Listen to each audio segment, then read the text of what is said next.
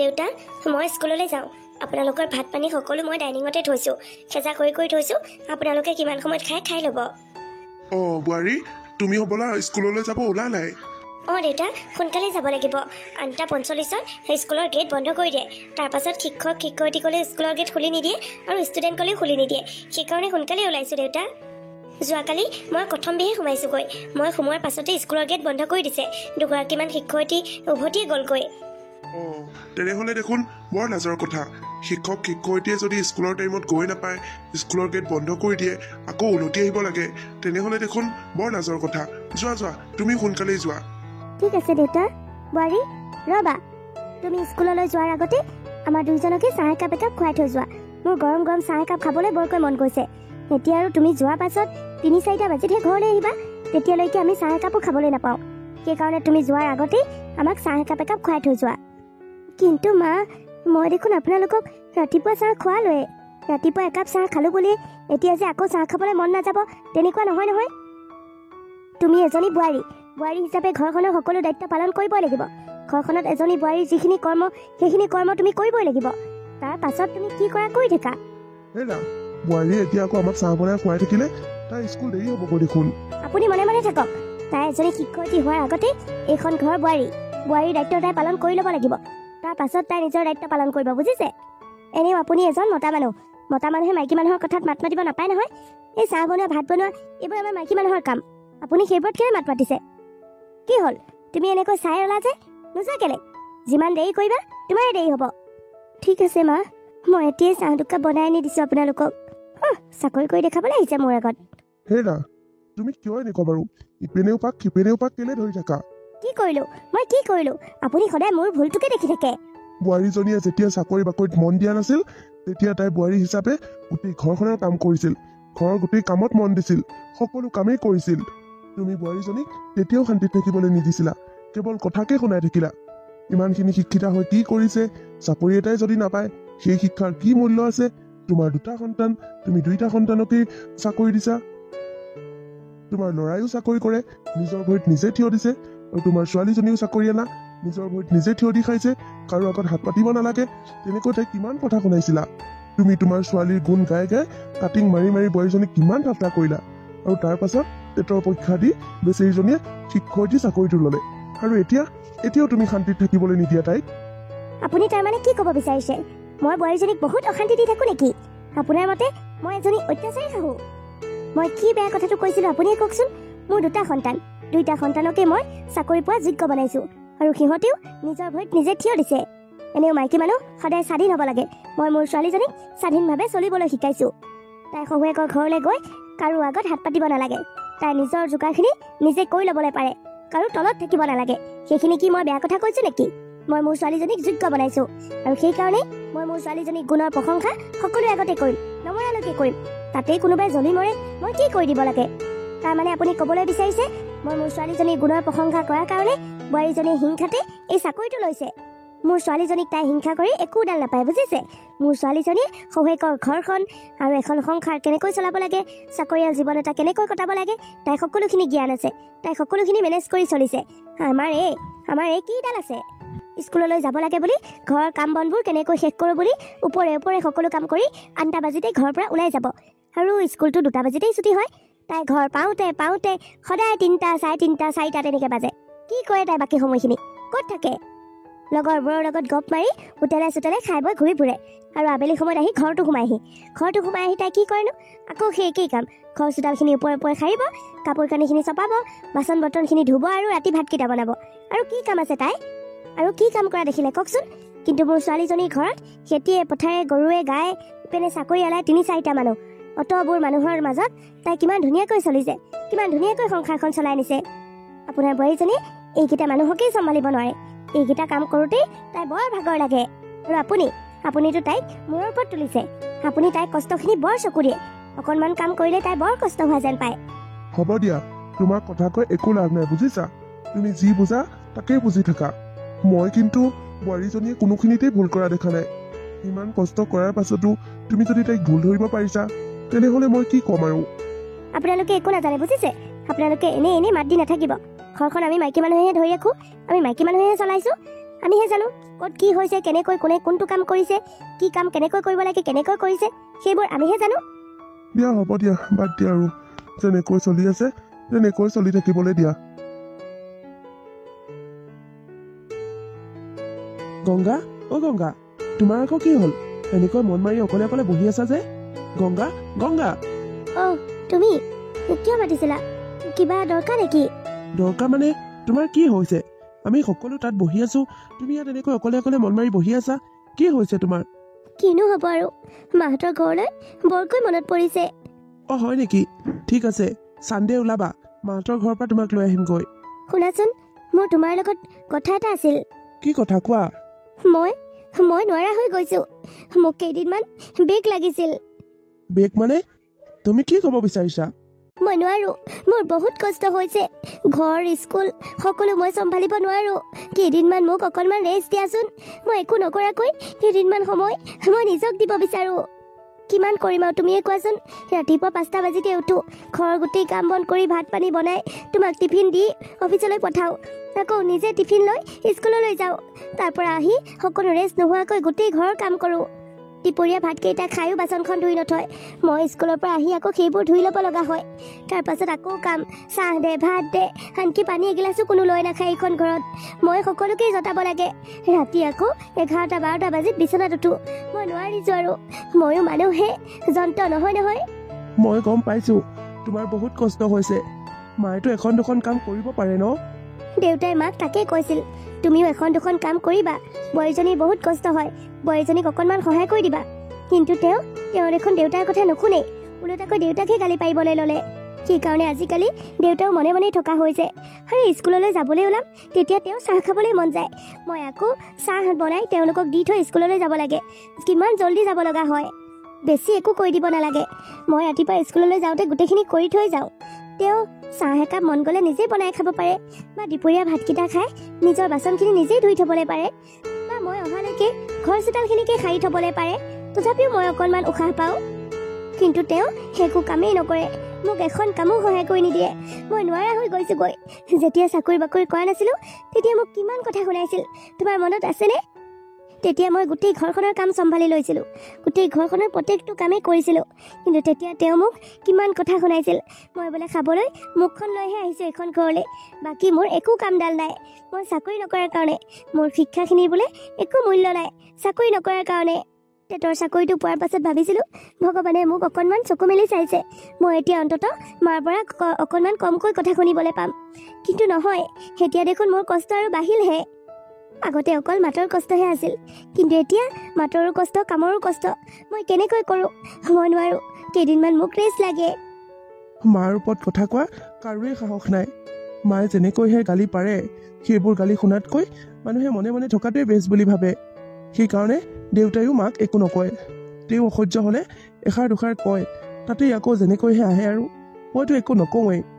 কিন্তু এতিয়া যিটো দেখিছোঁ শুনিছোঁ, এতিয়া এনেকৈ মনে মনে থাকিলে নহ'ব। কিবা এটা কৰিব লাগিব, কিবা এটা কৰি মাক অকণমান শিক্ষা দিব লাগিব। মায়ে এইটো কথা বুজি নাপালে নহ'ব নহয়। তোমাৰো কিছুমান দায়িত্ব আছে, তুমি একেলগে দুটা কাম কেনেকৈ চম্ভালিবা? মায়ে অকণমান ঘৰৰ কামত তোমাক সহায় কৰি দিবই লাগিব। আৰু যদি ঘৰৰ কাম কৰিব লাগে, তেনেহ'লে তুমি চাকৰিটো এৰিব লাগিব। বন কৰা বাই এজনী ৰাখি লওঁ বুলি কৈছিলোঁ, তাকো ৰাখি ল'বলৈ নিদিয়ে। কেইখননো কাম বোলে ঘৰৰ মানুহে কৰিব পাৰে। বন কৰা মানুহ ৰাখি কেলেই এনেই টকা খৰচ কৰিব লাগে? বন কৰা মানুহৰ কাম বনবোৰ বোলে তেওঁৰ পচন্দে নহয়। মই বাৰু কেনেকৈ কৰোঁ ইমানবোৰ কাম? তাকেতো, এনেকৈ হ'লে কেনেকৈ হ'ব? বন কৰা মানুহো ল'ব নিদিয়ে, নিজেও একো এখন কাম নকৰে। মায়ে মানে কি বুলি ভাবিছে? তুমি একো চিন্তা নকৰিবা, মই মাৰ লগত কথা পাতিম। মানে মই কিবা এটা কৰিম ৰ'বা। যি কৰা সোনকালে কৰা, মই কিন্তু নোৱাৰো আৰু এইবোৰ। তুমি জানানে মোৰ কিমান কষ্ট হয়? মই নিজেহে জানো, ভৰিকেইখন নচলা হৈ যায়গৈ শেষত। মই কাইলৈ স্কুলৰ পৰা ছুটি লৈছোঁ, কাইলৈ ঘৰতে থাকিম। সেইকাৰণে ভাবিছিলোঁ মই দুদিনমান মাহঁতৰ ঘৰলৈকে যাওঁ। সিহঁতৰ ঘৰত গৈ মই অকণমান ৰেষ্ট ল'ব বিচাৰোঁ। নালাগে, তোমাৰ এইখন নিজৰ ঘৰ। তোমাৰ ৰেষ্ট ল'বলৈ মন গ'লে তুমি ইয়াতে ৰেষ্ট ল'বা। তুমি আকৌ মাহঁতৰ ঘৰলৈ গৈ কেলে ৰেষ্ট ল'ব লাগে? তুমি একো চিন্তা নকৰিবা, মই সেইবোৰ সকলো ব্যৱস্থা কৰি আছোঁ ৰ'বা।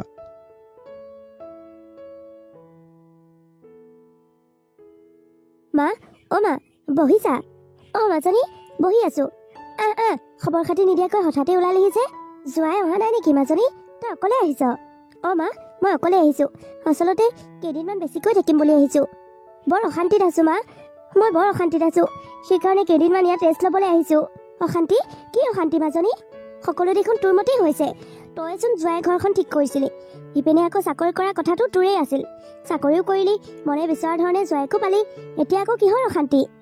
নোৱাৰোঁ মা, মই নোৱাৰোঁ আৰু এইবোৰ চম্ভালিব। ঘৰ অফিচ সমানে কেনেকৈ চম্ভালিম কোৱাচোন? মই নোৱাৰা হৈ গৈছোঁ মা। ঘৰৰ কাম অফিচৰ কাম সমানে কিমান চলাম আৰু? মই নোৱাৰোঁ। ইমান কষ্ট কেনেকৈ কৰিব পাৰে মানুহে? ভণ্টি, তই কিমান সময়ত আহিলি? অলপ আগতে পালোহি দাদা। মাজনী, সেইবোৰ থচোন, তই তোৰ কথা ক। তই দেখোন কৈছিলি সৰুৰ ঘৰৰ মানুহে তোক বৰ মৰম কৰে, তাত তই বৰ সুখত আছ। কিন্তু এতিয়া এইবোৰ কি কৈছ? কৰিছিল মা, প্ৰথমতে তেওঁলোকে মোক বহুত মৰম কৰিছিল, কিন্তু যেতিয়াৰ পৰা গোটেই ঘৰৰ দায়িত্ব মোৰ ওপৰত এৰি দিছে, তেতিয়াৰ পৰা মোৰ দেখোন বহুত কষ্ট হৈছে। চাকৰি ঘৰ সমানে চম্ভালা মুখৰ কথা নহয় মা, মই নোৱাৰিছোঁ আৰু। কি কথা কওঁ ভণ্টি? চাকৰি কৰানো কিহৰ ইমান কষ্টৰ কামটো? ঘৰৰ সকলো কাম বন কৰি অফিচলৈ গৈ অফিচত বহিহে থাকিব লাগে। বহি থাকোঁতেই দেখোন মাহৰ মূৰত দৰমহাকেইটা আহে। আজিকালি সকলো শহুৱেক শাহুৱেকৰ সেই একেটাই ইচ্ছা, বোৱাৰীজনীয়ে চাকৰি কৰক, টকা ইনকাম কৰি ঘৰলৈ আনক। কিন্তু ঘৰৰ সকলো কাম বন কৰি শহু শাহুৰ আউল মাৰি থৈ তাৰ পাছত গৈ টকা ঘটি আনক। সকলোতে সেইবোৰেই হৈ আছে। তোৰ ঘৰতো তোৰ লগত হৈ আছে, মোৰ ঘৰতো মোৰ মানুহজনীৰ লগত হৈ আছে। সকলোৰে লগতে সেই একেবোৰ কাহিনীয়ে ঘটি আছে। সেইবোৰ আকৌ বেলেগ কথা নহয় নহয়। দাদা, কওঁতে সহজ, কিন্তু ভুগি থকা গৰাকীয়েহে গম পায় কিমান কষ্ট এইবোৰ। মোৰ শাহুমাজনী বহুত বদমাছ। মোৰ চাকৰি টকা এটা এটা হিচাপ দিব লাগে। তাৰ বাহিৰেও অফিচলৈ যোৱাৰ সময়ত কিমান লেঠা দেখাব, কিমান কাম দেখাব। প্ৰথমতে সকলো ঠিকেই আছিল, লাহে লাহে কেলে এনেকুৱা হৈ যায় জানো মানুহবোৰ। মই অফিচলৈ যাওঁতে সদায় দেৰি হয়। অফিচত গৈ বছৰ পৰা বহুত কথা শুনিব লগা হয়। চাহ একাপো নিজে বনাই নাখায়, পানী গিলাচো লৈ নাখায়, সকলো ময়ে কৰি দিব লাগে। তাৰপাছত ৰাতি মোৰ শুওঁতে কিমান দেৰি হয় তুমি জানানে? 12টা-1টা বাজে। ৰাতিপুৱা আকৌ উঠি সেই একেবোৰেই কাম। মই নোৱাৰোঁ আৰু মা, মই মানুহ নহয়, মোক সিহঁতে যন্ত্ৰ বুলি ভাবে। মাজনী, তোৰ লগত যদি এনেকুৱাই হৈ আছে, তই জোৱাইক ক'ব লাগে আকৌ, তোৰো ভাগৰ লাগে নহয়। তয়ো মানুহে, সিহঁতক আৰাম কৰিবলৈ সময় লাগে, তোক আৰাম কৰিবলৈ সময় নালাগে। সকলো কথা জোৱাই আগত কৈ দিব নোৱাৰিছিলি? তেওঁ মাকৰ লগত কথা পাতক, মাকক কওক আকৌ ঘৰৰ কামত চকু কাণ দিবলৈ। কিনো বয়স হৈছে বুঢ়ীজনী, নিজে দেখোন তলৌ তলৌকৈ ঘূৰিয়ে ফুৰে, কাম এখনহে কৰিবলৈ নোৱাৰে। মই তেওঁৰ আগত কৈছিলোঁ মা, কিন্তু তেওঁ মাকৰ লগত কথা পাতিবলৈকে ভয় কৰে। মাকে কাৰো কথাই নুশুনে নহয়। দেউতাই এবাৰ দুবাৰ কৈছিল, তাৰ পাছত কি কয় জানানে? মাকে কয়, যদি বোলে চাকৰি কৰিবলৈ মন আছে, ঘৰৰ কামো কৰিব লাগিব। ঘৰখনৰ কাম কৰা বোলে মোৰ আচল দায়িত্ব। আৰু মই যদি বোলে ঘৰৰ কাম কৰিবলৈ নোৱাৰোঁ, তেনেহ'লে চাকৰিটো এৰি দিবলৈ কৈছে।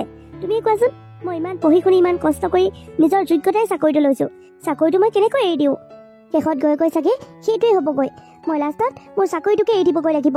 কি? চাকৰি এৰাৰ কথা তই মুখলৈ নানিবি দেই মাজনী। মই মানুহৰ আগত কিমান জখ বলাই ফুৰোঁ, মোৰ ছোৱালীজনী অমুক চাকৰি কৰে, মোৰ ল'ৰাটোৱে তমুক চাকৰি কৰে। তই এতিয়া কি মোক সিহঁতৰ আগত তল পেলাবি নেকি? তোক ইমান কষ্ট কৰি লিখাই পঢ়াই চাকৰি দিয়াইছোঁ কেলে? লোকৰ ঘৰত কাম কৰিবলৈ, লোকৰ ঘৰ ভাত খোৱা মাছ খোৱা বাচন বুটলিবলৈ। চাকৰি এৰাৰ কথা এইবাৰ যি কলি, ইয়াৰ পাছত আৰু মুখলৈ নানিবি। প্ৰয়োজন হ'লে তোৰ শাহুৱেৰৰ লগত মই কথা পাতিম। মা, তুমি আকৌ লোকৰ ঘৰৰ কথাত কেলে মাত মাতিব লাগে? সিহঁতৰ ঘৰ সিহঁতৰ কথা, তুমি মই কেলে মাজত সোমাও আকৌ? কিয় নোসোমাম? সিহঁতে কি বুলি ভাবিছে নিজকে? মোৰ ছোৱালীজনীয়ে ঘৰৰ কামো কৰিব আৰু অফিচলৈ গৈ টকা আনি সিহঁতক খুৱাব, সিহঁতৰ ঘৰ উন্নতি কৰাই দিব। সিহঁতে মোৰ ছোৱালীজনীক সেইখন ঘৰে বোৱাৰী কৰি লৈ গৈছে, কোনো বন্ধ কৰা মানুহ হিচাপে কিনি লৈ যোৱা নাই নহয়।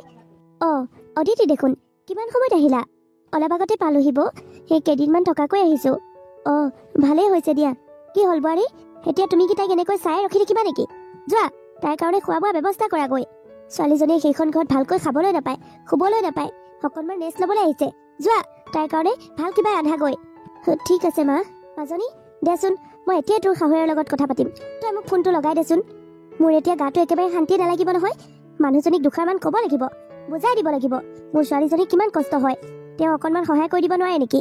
নোপোৱালৈকে মোৰ একেবাৰে শান্তি নালাগিব। দে, ফোনটো লগাই দে। কি বুজাবা মা? মোৰ শাহুক বুজোৱাৰ আগতে তুমি নিজেই বুজি লোৱা। তুমিয়ে যিটো ভুল কৰি আছা, মোৰ শাহুক আকৌ তুমি সেইটো ভুলৰ ওপৰত জ্ঞান দিবলৈ আহা। মানে তই কি কৈছ মাজনী? মোৰ শাহুৱে মোৰ লগত যিখিনি কৰিছে, তুমিও দেখোন তোমাৰ বোৱাৰীৰ লগত একেই কৰি আছা মা। তোমাৰ বোৱাৰীজনীয়ে ইমান কষ্ট কৰি স্কুলৰ পৰা আহে, তাৰ পাছতো তুমি বোৱাৰীজনীক অকণমান সহায় কৰি দিয়া নে? কিমান কষ্ট দিয়া তাইক। স্কুলত গৈ কি এনেই বহি বহি পইচাকেইটা লৈছে বুলি ভাবা নেকি? সৰু সৰু ল'ৰা ছোৱালীবোৰক পঢ়োৱা কিমান কষ্ট তুমি কি বুজিবা? সেইবোৰ মাথা মাৰি আহি ঘৰত আকৌ গোটেই ঘৰৰ কাম কৰিব লাগে। খাই বৈ তুমি বাচন এখনো ধুই থৈ নিদিয়া। মোৰ ওপৰত মোৰ শাহুৱে অত্যাচাৰ কৰা বুলি শুনি, মই সেইখন ঘৰত কষ্ট পোৱা বুলি শুনি তুমি খুব দুখ পাইছা ন? তোমাৰ বহুত খং উঠিছে। কিন্তু তুমিওতো সেই একেখিনিকে কৰি আছা তোমাৰ বোৱাৰীজনীৰ ওপৰত। তুমি জানানে, মোৰ শাহু মা, মোৰ শহু, মোৰ মানুহজনে মোক বহুত মৰম কৰে, বহুত ছাপোৰ্ট কৰে। আমাৰ ঘৰখনত মতা মাইকী বুলি কোনো কথা নাই। কাম বনবোৰ সকলোৱে কৰি শেষ কৰিলেই হ'ল। তেওঁলোকে মোক প্ৰতিটো কামতে ছাপোৰ্ট কৰে, প্ৰতিটো কামতে মোক সহায় কৰিবলৈ যায়। মই স্কুলৰ পৰা আহি ঘৰৰ কাম কৰিবলৈ মাথা মাৰি থাকিব নালাগে। মোৰ শহু শাহু, মোৰ মানুহজন সকলোৱে যোনে যি পায় সকলো কাম কৰি একেবাৰে শেষ কৰি থৈ দিয়ে। মোলৈ কোনেও বাট চাই নাথাকে। মই অফিচৰ পৰা অহালৈকে ঘৰৰ আধা আধি কাম শেষেই হৈ থাকে। আৰু ৰাতি যেতিয়া মই ভাত বনাবলৈ সোমাওঁ, তেতিয়া মোৰ শাহুমাই মোৰ লগত গৈ সহায় কৰি দিয়ে। মোক তেওঁলোকে নিজৰ ছোৱালীৰ দৰে ৰাখিছে, বোৱাৰীৰ দৰে নহয়। মাজনী, নহ'লে তই আহি পাই সেইবোৰ মোৰ আগত কি কৈ আছিলি? কেলৈ কৈ আছিলি? মই আহিবলৈ বাধ্য হৈছোঁ মা। তুমি ঘৰখনত যি কাণ্ড কৰি আছা, এইবোৰ মানুহৰ কাণ্ড নহয়। ভাল মানুহে এইবোৰ কাম নকৰে। সেইবোৰ শুনি শুনি মোৰো অসহ্য লাগিছে। সেইকাৰণে মই আহিছোঁ তোমাক বুজাবলৈ। মা, তুমি তোমাৰ ছোৱালীজনীৰ ওপৰত অত্যাচাৰ হোৱা বুলি শুনি, ছোৱালীজনীয়ে কষ্ট পাইছে, দুখ পাইছে বুলি শুনি তোমাৰ বৰ দুখ লাগিছিল ন? কিন্তু তোমাৰ ঘৰখনতো যে কাৰোবাৰ এজনী জীয়েক আছে, কাৰোবাৰ ছোৱালী এজনীয়ে যে তোমাৰ ছোৱালীজনীয়ে কৰি থকা সেই একেই কামখিনি তোমাৰ ঘৰত কৰি আছে, আৰু তুমি যে তাইক অত্যাচাৰ কৰিছা, সেইখিনিত কি তোমাৰ অকণো বেয়া নালাগে? তুমিও এখন ঘৰত থাকা, ময়ো এখন ঘৰত থাকোঁ, দেউতাও এখন ঘৰত থাকে। আমি সকলোৱে দেখি আহিছোঁ গংগাই এখন ঘৰত কি কৰিছে, কি কৰা নাই, ৰাতিপুৱা কিমান সময়ত উঠে আৰু ৰাতি কিমান সময়ত শুৱে। তুমি মোক এটা কথা কোৱাচোন মা, তুমি ঘৰখনৰ একো এখন কাম নকৰা কিমান দিন হ'ল? কিমান দিনৰ পৰাই তুমি একো কাম নকৰাকৈ বহি আছা? যেতিয়া গংগা এখন ঘৰলৈ অহা নাছিল, তেতিয়াতো এখন ঘৰৰ সকলো কাম তুমিয়ে কৰিছিলা। অদিতি তোমাৰ ছোৱালী বুলিয়ে তুমিতো তাইক একো এখন কৰিবলৈ দিয়া নাছিলা। কিন্তু এতিয়া গংগা অহা দিন ধৰি তোমাৰ কি হ'ল? মানে এখন ঘৰত এনেকুৱা কি হ'ল যে তুমি এখনো কাম নালাৰা হ'লা? সকলো কেৱল গংগাৰ ওপৰতে এৰি দিলা। গংগাই সকলো কৰিব লাগে।